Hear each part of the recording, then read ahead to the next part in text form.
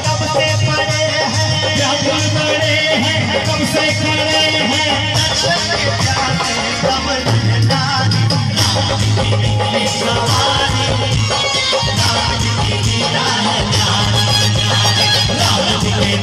सवारी राम जी की लीला है न्यारी न्यारी। एक तरफ लक्ष्मण एक तरफ सीता,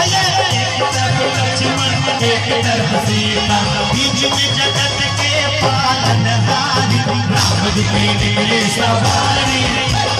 राम जी की